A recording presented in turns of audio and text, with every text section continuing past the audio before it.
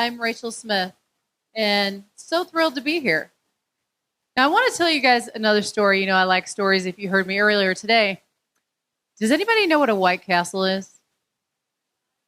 Okay. Has anybody had the pleasure of working there?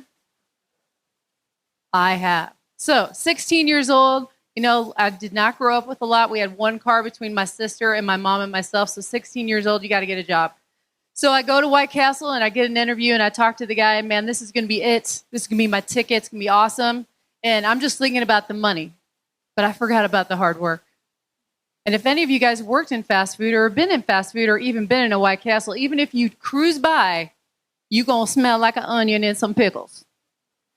So if you are working there and then you go to dental hygiene school, you are grateful that in 1987, they had mandatory glove use for dental hygiene.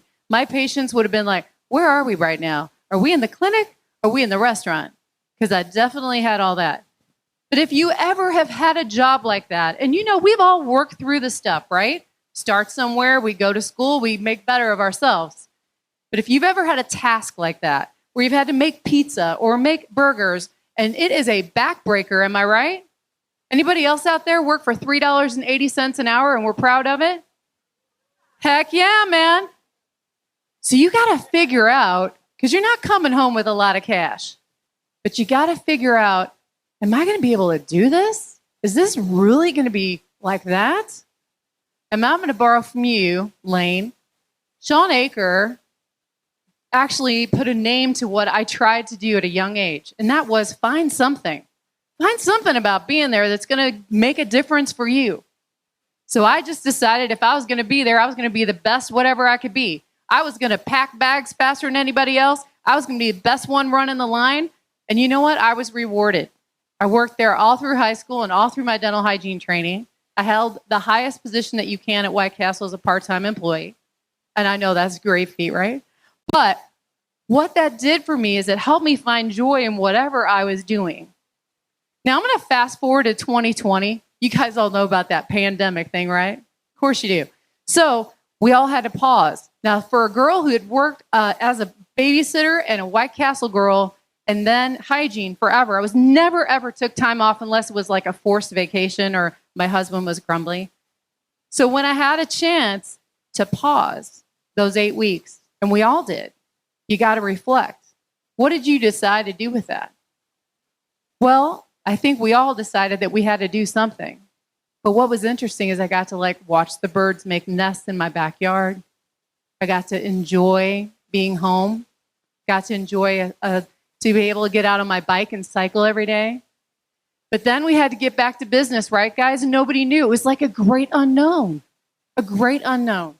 So what are you going to do? So I'm going to actually have you, I don't have a prop with me, but I want you to imagine a graph. I want you to imagine a graph that starts here and goes there. And then I also want you, anybody like numbers out there? And Val, you don't count because I know you love them. If you love numbers and you're working at your practice and you're looking at the law of averages, you get out of dental school and you're thinking, okay, how much am I going to make? Well, I'm going to look at those averages. Dental economics is great for that. Kane Waters, which is in my hometown in Dallas, and I know they deal with dentists all the time, they're going to say, sir, we're going to let you know that if you are a one dentist, two hygiene practice, you're going to make 1.2 to 1.3 mil per year. That's your deal. Okay, so cool. So you think you've hit success, right? When you get right to that 1.2, 1.3 mil per year. But what if on that law of averages, you got some guy like working in Edna, Texas, who's making like 2 mil a year? What if we could, instead of looking at just the average, take an outlier and maybe look at that? And maybe if you had that minute that you could do that, it might change what your perspective is. You know what's really crazy? I bet if I asked all you doctors out there right now, how'd you end 2020 with 8 weeks off? Did you almost make your mark for what you were looking for at the end of the year? Were you close? And if you were close, that's where I'm going to challenge you as you go through 2021. Take that with you and blast those averages.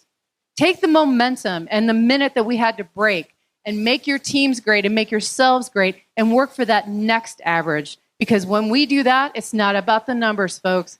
It's about patients being served well. And so I thank you very much for your time today. And that's what I'm saying. Just go for another average. I would love that.